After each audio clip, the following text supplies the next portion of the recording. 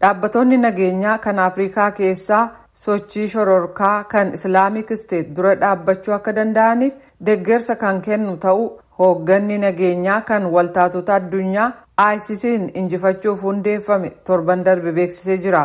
Waltaatonni biyyoota miseensa ta'an 85 qaban kun Morocco keessatti wal ga'uudhaan hidhattoota ISIS waliin walitti dhufeenya qaban kanneen Maalii, Burkina Faso, Mozambikiif biyyoota Afrikaa kanneen biroo hedduu keessaa baasuu kan ilaaleen mari'ataniiru. Sochiin shororkaa kan hidhattoota kanaan gaggeeffamu dhiyeenya kana dabalaa jira. Kuma kurna hedduu ajjeesuun miliyoona hedduu manaaf qe'ee irraa godaansisuun rakkoo gargaarsa dhala namaa uumaa jiru. Ministeera Haajaalaa Yuunaayitid Steets keessatti ittaanaa qindeessaa waa'ee dhimma ittisaa shororkeessummaa ka ta'an Chris Landberg akka jedhanitti mootummoonni Afrikaa keessaa hangi tokko shororkeessummaa dura dhaabbachuuf akka gargaarutti doolaara miliyoona hedduu argataa jiru. So we are increasing this every year and we're looking to use it to improve capabilities of our partner civilian law enforcement. Kanaaf gama kanaan waggaa waggaan dabalaa jira. Siiviloonni akkasumas kanneen seera kabachiisaniif manneen murtii dandeettii isaanii fooyyessanii caasaa shororkeessotaa diiguu akkasumas akka harka kennatan gochuun seera duratti dhiyeessuun guutummaa ardittii keessatti akka jajjabaatu feena.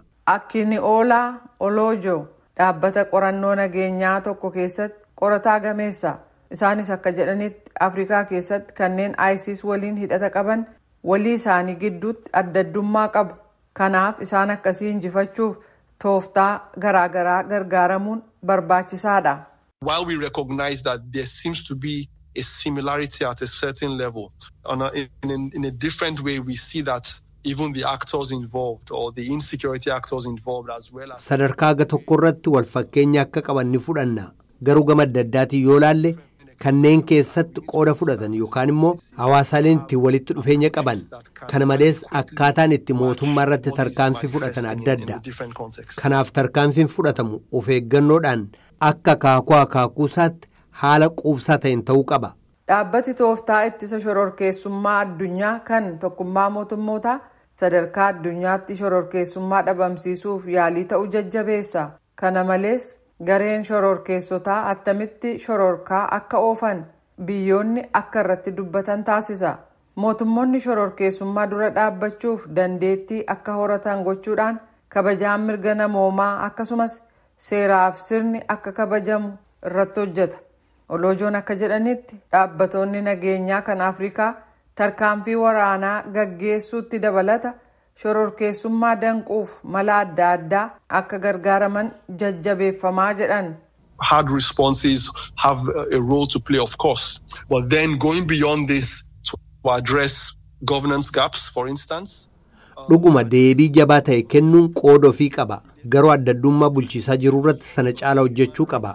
Hidhattoonni dhiittaan mirga namoomaa geessaniif falaasama hordofan kan ilaaleen ibsi kennamuu qaba.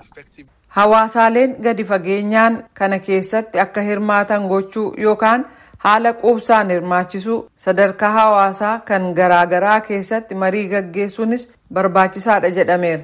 Isaan kun hundumtuu dhimmootii walgahii irratti ka'anii kan irratti dudubbatame yoo ta'u attamitti haala bal'ina qabuun hojiirra ooluu akka danda'an dubbannee jedhan. Aangawoonni Yuunaayitid Steets akka jedhanitti Iraaqii fi Siiriyaa keessatti tooftaa ittiin ISIS'n dhabamsiisuun itti danda'ame Afrikaa keessattis hojiirra oolchuun ni danda'ama. Garuu Afrikaa keessatti namoonni kana gaggeessuun bu'aa argamsiisantu barbaachisa jedhu.